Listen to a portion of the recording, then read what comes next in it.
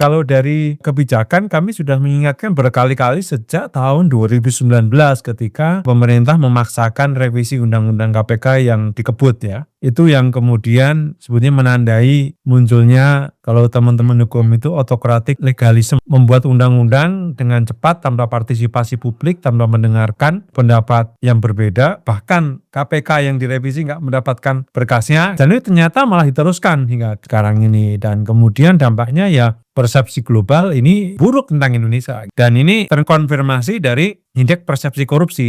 Di angka 34 itu sama dengan Laos, negara yang tertutup, dengan Sierra Leone di Afrika. Jadi di level itu kemunduran kita. Mohon maaf ya, banyak media itu kan isinya seperti humas pemerintah. Ini yang membuat kemudian kalau Indonesia itu masuk obstructed ya. Rata-ratanya 38, kita 34 itu jadi di kategori obstructed pun kita di rata-rata yang rata-rata paling bawah.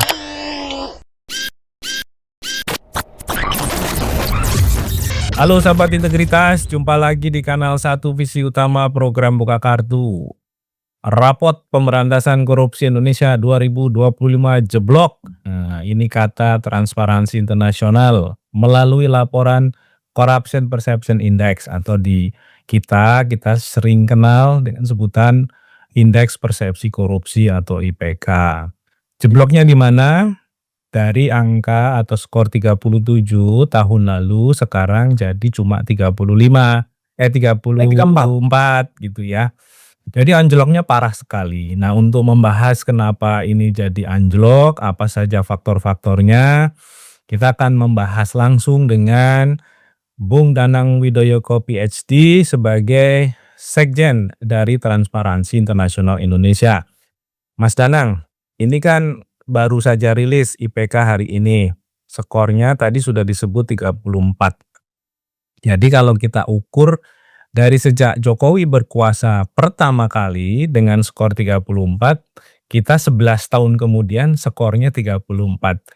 Tapi sebelum masuk ke sana, ini nggak khawatir nanti TI kemudian dianggap sebagai antek asing karena jelek-jelekin negara, jelek-jelekin pemerintah terus gitu. Gimana itu, Mas? Ya gimana ya? Ini kan sebetulnya ini kan dari data empiris ya sebetulnya kan. Yang bikin jelek kan pemerintah sendiri.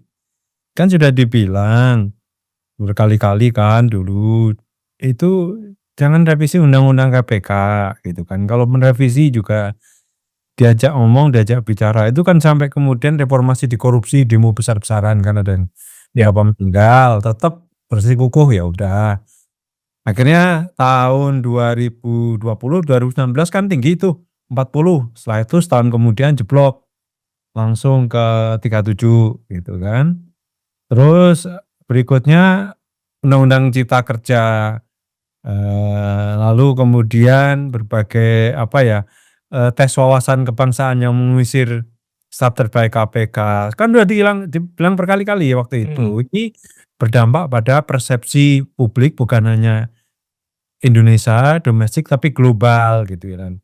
Dan akhirnya dari 37 naik 38 jeblok 34 ya. Lalu naik 37 kemarin sekarang jeblok lagi ke 34. Jadi ini sudah kalau dari kebijakan kami sudah mengingatkan berkali-kali sejak tahun 2019 ketika pemerintah memaksakan revisi Undang-Undang KPK yang dikebut ya. Itu yang ini karena itu yang kemudian sebetulnya menandai munculnya kalau teman-teman hukum itu autokratik legalisme atau legalisme yang autokratik ya atau otoriter. Jadi membuat undang-undang dengan cepat tanpa partisipasi publik, tanpa mendengarkan pendapat yang berbeda, bahkan KPK yang direvisi nggak mendapatkan berkasnya gitu. Itu 2019 dan itu ternyata malah diteruskan hingga sekarang ini. Dan kemudian dampaknya ya persepsi global, kemudian persepsi global ini ya buruk tentang Indonesia gitu ya. Dan ini terkonfirmasi dari indeks persepsi korupsi.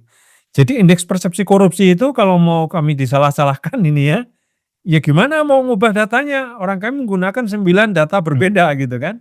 Karena bukan survei pesanan. Bukan survei pesanan, mah kita nggak tahu surveinya seperti apa gitu ya. Jadi Jadi, indeks persepsi korupsi itu kan seperti composite index ya, composite index Mas, yang sebelum ke sana Mas, ya, sebelum kita, jelasin lebih detail soal bagaimana TI, menyusun survei dan, composite index-nya ini ya, kita tahu juga bahwa sebenarnya merosotnya berbagai variabel ya di sektor ekonomi, politik, hukum ya di Indonesia termasuk birokrasi itu kan juga ada di, beberapa sinyalemen terdahulu ya. Sebelum, TI me-launching hasilnya itu kan ada Morgan Stanley Capital Investment. Kemudian terbaru Moody juga menyampaikan, opininya terhadap situasi ekonomi Indonesia terutama kalau dalam konteks mereka kan pasar saham. Tapi kan elemen-elemen finansial kan, kuncinya ya, stock exchange, FTSI. Jadi elemen-elemen kuncinya kan tetap sama soal governance gitu ya, tata kelola, tata kelola di, sektor yang strategial ya, pasar pasar modal. modal. Nah, eee ini kan, menunjukkan ada sesuatu yang sakit di negara ini ya, tapi sebelum ke sana, ketika TI mau launching, IPK ini, ada nggak sih kayak, ya request-request tertentu lah dari pemerintah atau dari beberapa orang yang mewakili elit penguasa untuk bilang ini, itu, segala macamnya atau memang loss aja? Loss saja, agak susah juga. Jadi bagaimana ininya, dari tadi ini kan composite index dari 9 survei berbeda, 9 lembaga berbeda. Jadi kan kalau yang dibilang pesanan, yang pesan 9 dari seluruh benua bagaimana pesannya, itu kan yang menjadi tidak mudah gitu kan. Iya, Misalnya yang bayarnya juga mahal sekali kalau mesan. for granting in the Swiss gitu kan. Iya, Yang di Korea ada konsultan dari Amerika, ada konsultan dari Hong Kong. Jadi Hong Kong ke Cina loh ya. Jadi, dari seluruh penjuru sebetulnya penilaian ini gitu ya. Jadi agak agak susah kalau kemudian, ini dibilang pesanan asing, ya itu fakta yang harus diterima gitu ya. Karena sekarang ini kan dengan, teknologi informasi orang bisa, eee, aliran dana itu kan dengan mudah gitu ya. Dana bisa berpindah dengan cepat gitu. Tetapi kan kemudian perpindahan dana itu membutuhkan dana itu kan investasi, kan membutuhkan jaminan gitu. Dan jaminan itu hanya bisa diberikan oleh tata kelola. Oleh karena itu kemudian, bisnis itu selalu membuat rating, membuat survei supaya ngerti nih, tempat mindahin duitnya ini kira-kira berisiko enggak ini. Kalau investasi ini kira-kira ini beneran enggak? pastian Kalau hukum ada segala macam sengketa ya. wasitnya adil enggak? Kira-kira Iya, gitu ininya. iya, iya, Sesederhana itu sebetulnya.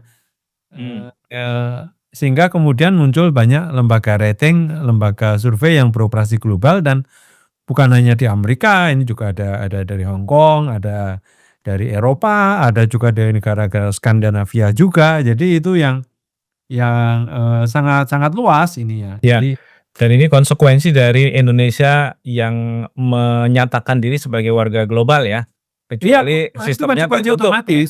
Apalagi kita masuk board of peace kemarin, anggota PBB, Mmm, membuka pintu buat investasi, kecuali kita menjadi Korea Utara ya, itu lain nah, lagi ceritanya. anggota G20 juga kan? Oh, G20 kan undang makan malam dulu Jokowi berapa kali G20 makan malam, apa, pentas yang luar biasa gitu kan, artinya kita membuka pintu untuk, globalisasi, untuk, berbagai, kepentingan global ya, bisnis global, ya sampai pendidikan kan sekarang Ya, juga universitas, asing internasional itu juga didorong untuk masuk ke Indonesia gitu ya. ya, Jadi itu konsekuensi, bahkan pemain sepak bola naturalisasi gitu iya kan. bener. Nah itu Mas, kan agak susah kita bilang anti-anti ini asing, sementara tim sepak bolanya pun asing semuanya sebagian. Mas Habis Danang ini yang, perlu kita coba, timbang, ini kan bagaimana respon negara ya atau mhm, pemerintah, terkait dengan berbagai indikator ya, yang sudah, muncul dan, merepresentasikan penilaian masyarakat global terhadap Indonesia, iya, termasuk, CPI. yang, menjadi agak khawatir ya buat kita itu kan karena, Burhanuddin Muhtadi baru merilis approval rating-nya Prabowo ya, Iya, yang dalam bahasa pemberitaan itu kan judulnya nyaris 80% gitu. persen. Nah ini kan memberikan, sisi confident, sisi yang cukup kuat bagi Prabowo untuk tetap confidence meskipun misalnya nggak perlu merespon. Karena bagaimanapun tuntutan soal, perbaikan pemberantasan korupsi itu juga kemarin disampaikan oleh Abraham Samad ya, Mhm. dan beberapa kelompok yang diundang oleh Prabowo dalam pertemuan beberapa waktu lalu. Dan di situ jelas tuntutannya seperti yang tadi disampaikan Mas Danang di awal, soal pengembalian Undang-Undang KPK ke Undang-Undang KPK lama, mengembalikan tim, KPK yang, cukup, kuat di dalam upaya-upaya penegakan hukum ke dalam KPK gitu ya, dan menjadikan KPK sebagai institusi yang independen lagi. Itu kan sesuatu yang nanti secara pelan pasti akan mengubah lanskap, sipil Indonesia ya, Oh harusnya iya, gitu. itu. Nah, Nah, karena tapi kira-kira bagaimana Mas, soal Prabowo ini? Karena kan, masalah yang juga harus kita lihat, ini seringkali isunya kan disterilkan dari informasi-informasi yang dianggap tidak baik gitu ya. nah, masalahnya gini nih, masalahnya ini kalau di Indonesia ini dan juga rekomendasi kami sebetulnya ini kan, membuka kembali ruang publik ya. Jadi salah satu, data yang kami tampilkan itu kan sebetulnya menyandingkan antara Corruption Perception Index, indeks persepsi korupsi dengan data Civicus Monitor. Civicus itu, membagi beberapa kategori ruang publik ya, yang terbuka, kemudian yang, sampai yang tertutup ya, yang terbuka, ditekan, obstructed gitu ya, sampai juga yang tertutup. Nah, negara-negara yang, terbuka itu cenderung indeks persepsi korupsinya lebih baik, lebih tinggi rata-ratanya gitu dibandingkan dengan negara yang tertutup. Nah, ruang publik yang terbuka itu apa? Ruang publik yang terbuka itu ruang publik yang, orang bebas berbicara, media bisa, beroperasi dengan bebas gitu dan terbuka gitu.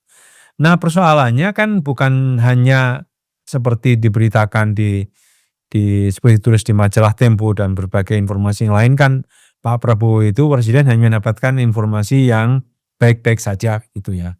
Yang pertama, yang kedua ini kan ada tekanan-tekanan kepada teman-teman yang kritis ya, baik influencer, Mmm. media sosial sampai media mainstream gitu ya. Terakhir yang kita dengar waktu itu kan, Bivitri Susanti dan Sukidi itu berhenti jadi kolumnis tetap di Kompas. Ya, resminya ada penyegaran penulis Kompas, resminya. Tapi juga bersama saat yang sama satu paket dengan Budiman Tanurejo yang jadi host, Satu Meja The Forum gitu kan.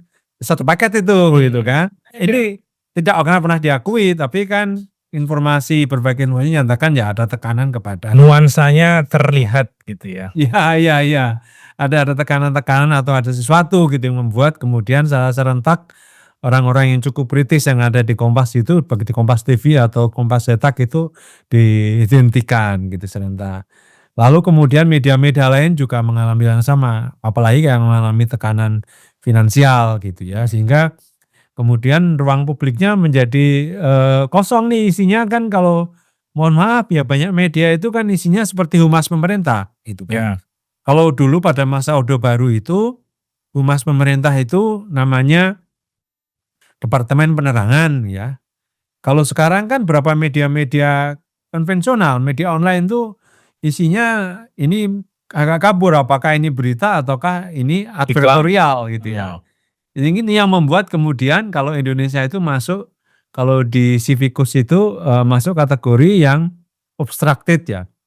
Rata-ratanya 38, kita 34 tuh jadi di kategori obstructed pun kita di rata-rata yang rata-rata paling bawah gitu ya, Mmm. ininya. Ini kategori dari ruang publik. Ini yang membuat kemudian, eee, banyak berita itu, banyak informasi itu tidak cukup kredibel. Kemudian yang informasi lain yang juga relevan, pertumbuhan ekonomi yang 5,11% ya, gitu ya. Ini kan saya khawatir nih ya, mestinya BPS harusnya 5,12 dong, biar 8 angkanya gitu kan, kalau dulu 5,21 katanya angkanya 8, itu kan dipersoalkan teman-teman Celios ya, dan Ya. juga beberapa analisis kan agak meragukan apakah pertumbuhan kita di atas 5%. Belum lagi kemudian defisit, kemarin kita sempat diskusikan defisit akan berjalan kita tahun lalu kan katanya 2,9%, tetapi kan berapa analis secara kritis itu mestinya lebih dari 3%. 3%. Tapi karena Ya. informasi ofisialnya, informasi resminya tidak pernah disampaikan secara terbuka, ataupun kalau disampaikan secara terbuka itu angkanya menyenangkan pemegang kekuasaan, itu jadi kemudian kita semua ragu gitu. Termasuk juga surveinya indikator politik ya. Saya saya yakin sebenarnya Burhan tidak main-main angka gitu ya.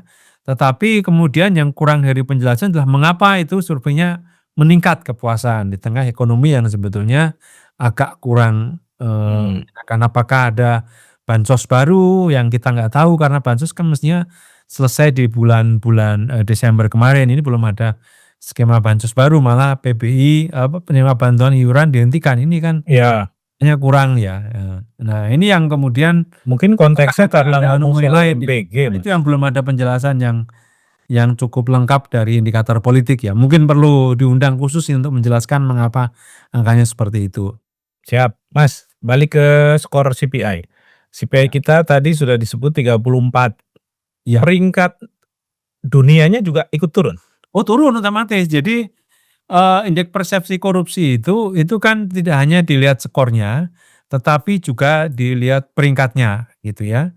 Jadi pada tahun lalu Indonesia itu kan 37 skornya skornya. 37, peringkatnya 99.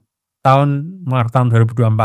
2025 skornya turun ke 34, peringkatnya turun juga ke 109. Kalau tahun lalu 180 negara, tahun 2025 maksudnya ini 182 negara yang disurvei. Jadi lebih banyak negara yang disurvei, dan kita teman-teman kan tadi bercanda nih agak di beberapa media menyebut kita setara dengan di angka 34 itu sama dengan Laos, negara yang tertutup gitu ya, yang negara ex-komunis, negara komunis ya. Kita nggak pernah tahu gitu, Laos, kemudian Beberapa Malawi, orang taunya Laos itu malah bumbu. bumbu ya karena negara yang mohon maaf ya di perdagangan internasional nggak eksis. Iya. Mereka Laos itu hanya berdagang dengan China gitu ya. Kemudian dengan Nepal, Satelitnya Cina lah. satelitnya China gitu ya, Iya. dengan Sierra Leone di Afrika. Jadi di level itu kemunduran kita gitu ya. Padahal kalau saya tuh sempat optimis tahun-tahun 2018-19 ini tinggal tunggu waktu aja kita menyalip China, karena China tidak terlalu tinggi sebetulnya. Iya. China cuma 43 gitu, India juga waktu itu malah hampir sama dengan Indonesia sebelum 2019 ya. Sebelum 2020, sebelum turun itu hampir sama dengan Indonesia. Sekarang pelan-pelan mereka sudah mulai meninggalkan Indonesia gitu ya. Walaupun sebenarnya tidak terlalu jauh sebetulnya. Apalagi dibandingin Malaysia ya. Malaysia tahun 2025 membaik 2 poin karena memang Anwar Ibrahim kan agak Ya. serius ya melakukan Cukup reformis ya. Cukup reformis, dia menyajikan reformasi tentu dengan berbagai banyak keterbatasan, tapi dia bekerja keras untuk itu gitu ya. Jadi kampanyenya kan melakukan reformasi, dan terutama waktu itu kasus 1MDB ya yang mendorong untuk supaya melakukan reformasi besar-besaran dan terutama memberantas korupsi itu ya. Vietnam itu meninggalkan kita bukan hanya di Jauh. dan lain-lain gitu Ya. ya. Indeks persepsi korupsinya malah Transparansi Internasional secara khusus menyoroti Vietnam yang melompat cukup tinggi dibandingkan 10 tahun yang lalu gitu ya. Lompatannya cukup tinggi dan bisa dicek kira-kira sampai 10 poin gitu ya.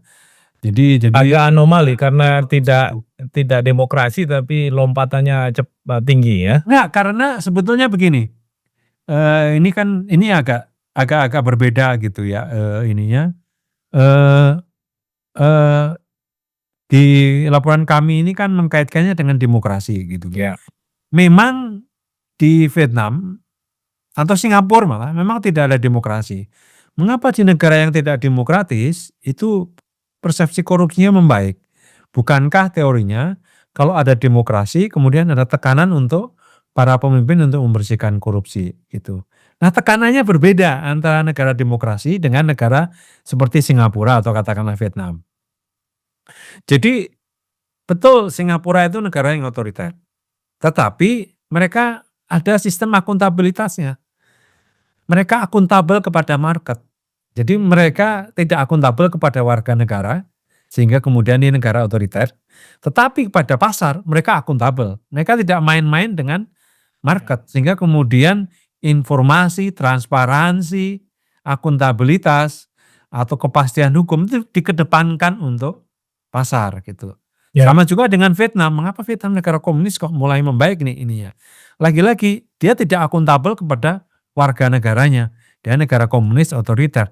Tetapi ketika mengadopsi pasar dan serius melakukan reformasi pasar, maka kemudian dia harus akuntabel kepada market, kepada pasar. Nah, hari-hari ini sebetulnya tadi sebut ada MSCI, ada Modi, FTSI, ini sebetulnya akuntabilitas kepada pasar lagi ditagih Indonesia ini kan. Anda serius nggak nih melakukan reformasi, membangun tata kelola pasar modal, tata kelola ekonomi di Indonesia gitu ya.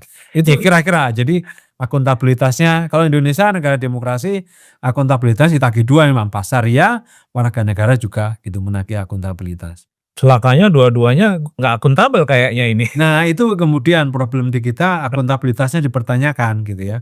Kalau di warga negara akuntabilitasnya ketika orang menagih akuntabilitas bentuknya dengan kritik atau dengan protes. Tapi kalau di pasar nagih akuntabilitas ketika ditagih nggak keluar, ya keluar gitu. Pergi aja Mereka uangnya. pergi. Hah? Ya, pindah ke tempat lain yang lebih Ketika yang menjamin. ke tempat yang memberikan akuntabilitas lebih gitu kan, jaminan terhadap investasi itu kira-kira seperti itu. Mas, terakhir, bobroknya di mana nih? Dari 37 ke 34. Nah, sebetulnya jatuhnya paling besar skornya ini sebetulnya, kalau kita lihat ini kan ada 9 data ya.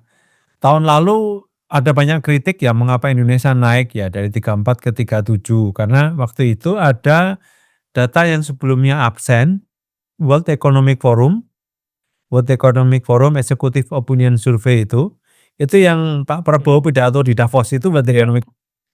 Nah, selain bikin forum mereka juga bikin survei gitu ya.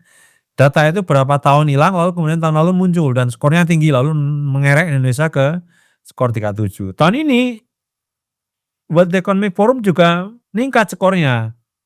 Tapi tetap nggak bisa mendorong mengangkat Indonesia karena beberapa skor lain itu cukup dalam. Yang paling dalam ini sebetulnya adalah IMD World Competitiveness Yearbook. IMD ini sekolah bisnis di Swiss.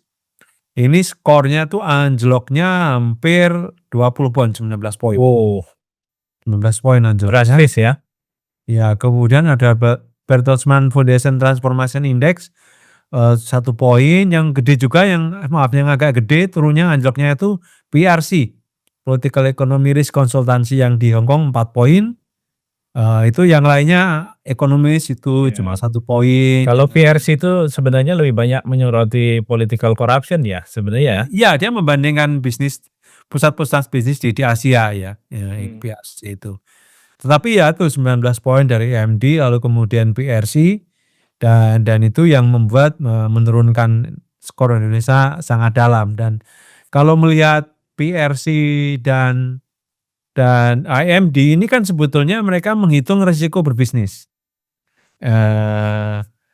Risiko berbisnis walaupun sebetulnya pertanyaan simpel sih, IMD itu surveinya itu apakah suap dan korupsi ada atau tidak ada. Berarti kalau kemudian skornya anjlok, berarti praktek suap dan korupsi itu berarti meluas di Indonesia.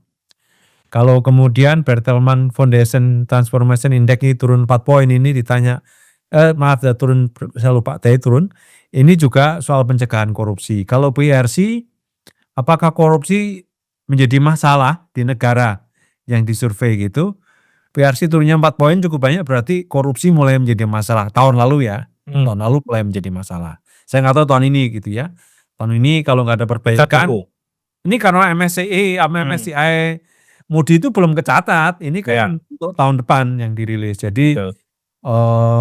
PR-nya makin berat sebetulnya tahun ini gitu. Kalau tahun lalu itu kan masih ada sisa-sisa masa Jokowi dan pemerintahan Prabowo masih di awal ya, dan bahkan sebagian juga tidak merekod, berapa surveinya sudah dipublikasi sebelum, demonstrasi 1 Agustus, akhir Agustus Iya. kemarin itu kan. Jadi, tahun ini akan lebih berat sebetulnya PR-nya meyakinkan, responden global ya bahwa Indonesia akan membaik gitu.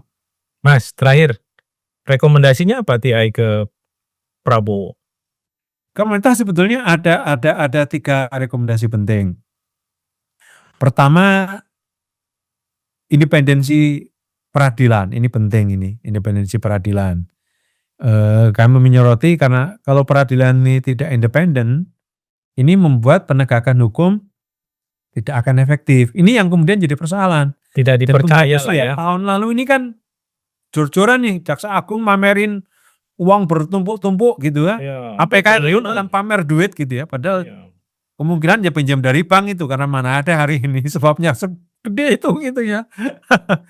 Itu kan, apa ya, eee, kontradiktif. Jadi korupsinya besar, yang disita besar, tapi loh kok orang nggak percaya, kok malah Iya. persepsinya malah buruk, gitu kan jadi persoalan. Nah, kuncinya adalah di independensi peradilan. Dan itu melahirkan reputasi kan? Ya, karena kemudian tidak dipercaya lembaga peradilannya kalau tidak independen gitu ya. Independensi itu apa? Ya itu tidak diintervensi, termasuk KPK dengan direvisi dilemahkan itu kan satu bentuk intervensi. Lalu kemarin hakim MK itu kan juga menjadi PR Ya. yang dipilih dengan asal-asalan, bukan asal-asalan ya, tanpa partisipasi publik dan tidak transparan gitu, itu kan Ya. intervensi terhadap Mahkamah Konstitusi, salah satu lembaga peradilan. Ini yang kemudian menjadi, catatan soal independensi, peradilan. Kemudian yang kedua adalah akses pada keadilan. Lagi-lagi kami menggunakan data ini dari, World, Justice Project itu, Rule of Law Index. Negara-negara yang, skor CPI-nya tinggi, relatif bersih dari korupsi, itu masyarakat lebih mudah dan lebih murah untuk mengakses keadilan gitu kan, berurusan dengan lembaga peradilan. Nah, korupsi itu kan menimbulkan korban gitu kan, korbannya bukan cuma negara, Mmm. korbannya kan masyarakat biasa saja, tapi bagaimana masyarakat mendapatkan keadilan gitu. Jadi, akses pada keadilan itu penting. Ketika kemudian penegakan hukum tidak berjalan, masyarakat itu tetap bisa mendapatkan pemulihan korban-korban, korupsi itu. Itu yang kemudian, diangkat oleh Transparansi Internasional. Nah, yang ketiga, rekomendasi kami adalah, menjaga mengembalikan demokrasi dan menjaga ruang publik gitu ya. Karena di catatan Civicus kita sudah sampai, jadi skala, Civicus kan, mulai dari open, terbuka, lalu narrow atau sempit, atau ditekan obstructed, kita ditekan nih obstructed, kemudian yang berikutnya, maaf sama catatannya ini agak ini, eee, repress, ditekan, dan Mmm. terakhir close, tertutup gitu ya. Nah, kita ini di obstructed gitu kan, di obstructed kalau temuan, Civicus. Nah, dengan ruang publik yang terbatas dan minim demokrasi, kita sulit memberantas korupsi. Mengapa? Karena masyarakat nggak bisa berpartisipasi, media nggak bisa berpartisipasi gitu ya. Ingat loh, banyak kasus korupsi itu kan, pengalaman kita dulu kan sebagian dilaporin, dibongkar oleh Iya. Tempo, sebagian dilaporin ICW gitu. Jadi ada partisipasi masyarakat ini kan. Ini kan kemudian penegakan hukum kemarin ini seakan-akan tanpa partisipasi masyarakat tuh, tiba-tiba kejaksaan nangkap ini itu lalu kemudian menjadi persoalan. Kasus Pertamina gitu kan awalnya kan katanya oplosan, ternyata lo kok sewa kapal, berubah Mmm. lagi gitu ya. Kasus Nadiem katanya pembelian apa kemarin, baru kemarin beritanya nih, kerugian negara, ternyata pembelian Chromebook kata LKPP nggak ada kerugian negaranya lah. Ini kredibilitas kemudian. Nah, Nah ini makanya penegakan hukum tanpa melibatkan masyarakat sipil, membuka partisipasi media itu yang membuat ini rawan disalahgunakan dan kemudian, sebetulnya mengancam kredibilitas penegakan hukum itu sendiri. Oke Mas, kita Mhm. bersuara terus karena ini penting, apalagi rezim hari ini banyak sekali menyaring informasi. Nah, upaya-upaya menggedor lebih keras itu penting supaya terdengar, ya. Dan salah satunya ya dari apa yang sudah disampaikan oleh teman-teman TI, bahwa ini bukanlah sesuatu yang dimaksudkan untuk menyudutkan, untuk menjatuhkan kredibilitas pemerintah, enggak.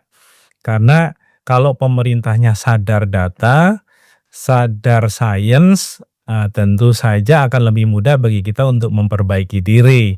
Tapi kalau sebagian besar tujuan-tujuannya adalah untuk memenuhi interest group saja, ya tentu ini menjadi lebih sulit ke depan.